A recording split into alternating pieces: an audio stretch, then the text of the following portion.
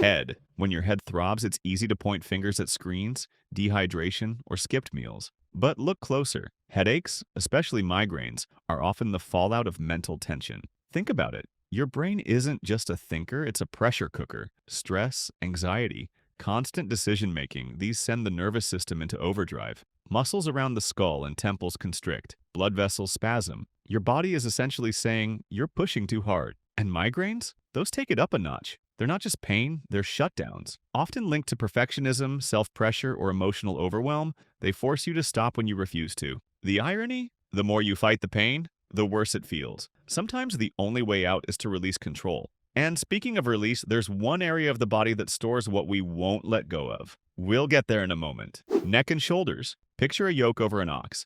Heavy, pressing, unrelenting. That's what emotional burdens feel like in your neck and shoulders. It's no accident this area tenses up when life feels overwhelming. Unforgiveness, guilt, unresolved anger, they weigh you down physically. Your neck, biologically designed for flexibility, stiffens when you emotionally refuse to bend. Shoulders, they're responsible central, saying yes when you want to say no, taking on everyone's problems, feeling like the strong one who can't break. Over time, those invisible weights feel heavier than any barbell. And here's a secret most people don't know. Grief lives in the shoulders. Silent, unspoken grief compresses your posture, pulling you inward. That's why carrying emotional weight feels so literal. But if the neck and shoulders represent carrying too much, what about when you feel like you have no one to carry you? For that, we need to move lower, into the back. Back. The back isn't just bone and muscle. It's your body's emotional support beam. When it aches, it's often because you feel unsupported in life. Let's break it down. Upper back pain often whispers, I don't feel loved. It can appear when relationships feel unbalanced,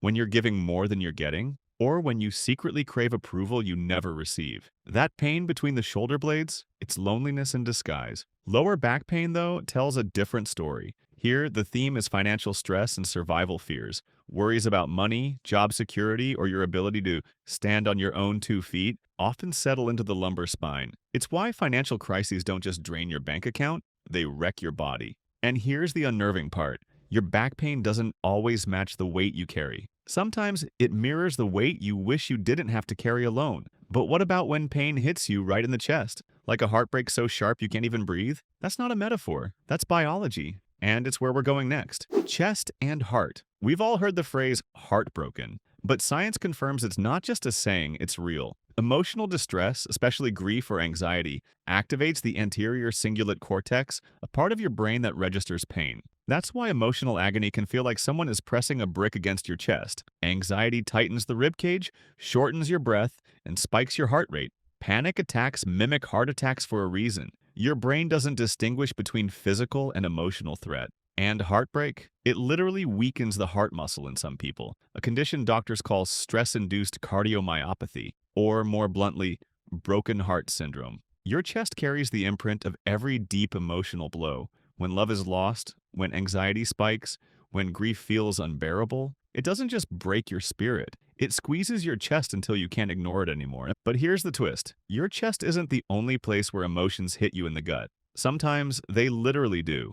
And the gut has a story of its own, one that might just explain every stomachache you've ever had. Stomach and gut. If the head is where stress begins, the gut is where it lands. Scientists call it the second brain for a reason. Your stomach and intestines have their own nervous system, constantly talking with your brain. That's why emotions like fear, dread, or anxiety don't just stay in your head, they twist your stomach. Upper abdominal pain, think stomach aches, nausea, or that pit in your stomach, often surfaces when fear or anxiety is brewing. Ever had to give a big presentation or confront someone and suddenly your appetite vanishes? That's your gut acting as an emotional amplifier. Lower abdominal pain is a little different. This region is tied to processing, not just food, but life. Grief, insecurity, or unprocessed trauma can settle in the intestines. It's no surprise that conditions like IBS flare up during stressful times. Your body is literally struggling to digest your emotional reality. And here's the catch. Gut pain doesn't always vanish when the external problem does. Sometimes your body remembers long after your mind has moved on. But before you think it all stops in the gut, consider this. Some pains aren't about what you can't stomach. They're about what you refuse to change. For that, we turn to the elbows. Elbows. Elbow pain might seem random. After all, we don't think of elbows as emotional storage. But in mind-body approaches, elbows represent flexibility. Not just in movement, but in mindset. When elbows ache without injury, it can signal resistance, resisting new circumstances, clinging to old ways, or fighting life when it demands change. Think about it. The elbow is a hinge. It opens, it bends, it adjusts. Emotionally, when you can't or won't adjust, the body mirrors that rigidity. It's subtle but powerful. Someone stuck in a dead-end job, refusing to pivot? Chronic elbow tension. Is someone afraid to let go of a toxic relationship? Pain when reaching or lifting. It's as if the body is saying, stop bracing, loosen up, flow. Now that might sound symbolic, and it is, but remember, symbolic pain still feels real. And if you think elbows are an odd place for emotions to hide, wait until you hear about the joints. Because in people with arthritis or fibromyalgia, emotions don't just hide, they intensify the fire. Joints. Joints carry movement, flexibility, and endurance. When they ache, especially in chronic conditions like arthritis or fibromyalgia, emotions can pour gasoline on the fire.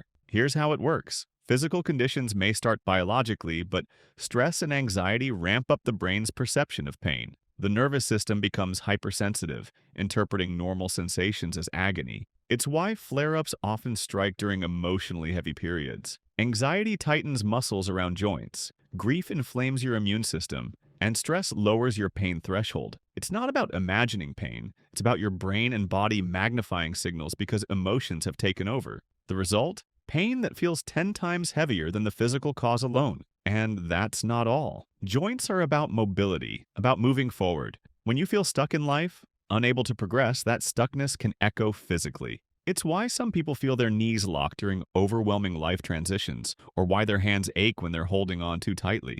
But if joints reflect movement, the jaw reflects something even more primal, unspoken emotion. And that's where things get personal. Jaw. Clench your teeth right now. Feel the pressure in your jaw? Many of us live like that without noticing. Teeth grinding, jaw clenching, and even TMJ disorders often trace back to bottled up anger, suppressed frustration, or constant anxiety. The jaw is where we bite back words we don't say. It's where rage hides when we can't express it. It's where stress compresses itself into grinding at night, a battle your subconscious fights while you sleep. The scary part? Chronic clenching reshapes the muscles, wears down teeth, and keeps your nervous system on high alert. You're literally chewing on your own emotions. Think of the jaw as a pressure valve. When life squeezes you too hard and you don't release your emotions in words or action, the tension leaks out here. That's why therapists sometimes say, if your jaw could talk, it would scream. And that brings us full circle. Whether it's your head, your gut, or your jaw, your body is always talking. The question is, are you listening? Hips. The hips are your body's powerhouse for motion. Walking, running, bending, and climbing. When pain or stiffness strikes here, especially without clear injury, it's often about more than joints and muscles. Emotionally, hips carry the theme of movement in life. Fear of change, hesitation to step into the unknown, or clinging to the past can anchor themselves here. In symbolic mind-body traditions, hips are also tied to intimacy and vulnerability. Suppressed emotions around trust, relationships, or even sexuality can settle into this area, making every step feel heavier than it should. Notice how people who feel stuck in life often describe literal stiffness in their hips? It's no coincidence. Your body is asking, what are you afraid to walk into? Until that question is faced, pain lingers like a weight holding you in place. But the moment you face it, freedom and movement, and in life, can return. Hands. Your hands are the tools of expression. They grasp, they create, they hold, they release. But what happens when holding on turns into gripping too tightly? Chronic hand pain or stiffness can symbolize control issues, fear of letting go, reluctance to release what no longer serves you. Ever notice how clenched fists appear in anger? Or how stress leaves you wringing or flexing your hands? The body broadcasts emotions through these small, powerful motions. Symbolically, pain here often emerges when we refuse to let go, whether it's people, possessions, or even old hurts. Arthritis flare-ups in the hands, for example, often worsen under emotional stress, showing how control and pain intertwine. The message is simple but not easy. Loosening your grip may hurt less than holding on. Sometimes healing starts when you finally open your palm, to release, to receive, or simply to rest. Knees. The knees are more than just hinges for movement. They represent humility, flexibility, and the ability to bend with life. When pain lingers here without clear injury, it often signals struggles with pride or stubbornness. Think about it. To kneel is to yield, to soften, to show vulnerability. Knee pain can arise when we resist bending, emotionally, spiritually, or in relationships. It can also surface during transitions when life asks us to adapt, but the ego insists we stay rigid. On a deeper level, knees carry the symbolism of support. They hold you upright, yet they're also where you bow down, where surrender happens. Pain here often emerges when we're caught between wanting control and needing to let go. Stiff knees? They may reflect a stiff approach to change. Aching knees? A burden of pride too heavy to carry. The question is, what would ease if you finally allowed yourself to bend? Every ache, every knot, every sharp pain carries more than biology. It carries a message. Your body is always speaking, translating hidden emotions into physical signals you can't ignore. Next time your head pounds, your stomach twists, or your jaw locks tight, pause and ask, what am I really holding on to? Healing starts not just with pills or stretches, but with listening. So listen closely, because when you hear your body's language, you finally give yourself the chance to heal. Thanks so much for watching. If this video gave you new insight, don't forget to hit that like button, hype the video, and subscribe for more. Share this video with a friend or family member who might need to hear it. You never know whose pain could finally make sense. And I'd love to hear from you. Have you ever felt emotions show up as physical pain? Drop your story in the comments below, and let's start a real conversation.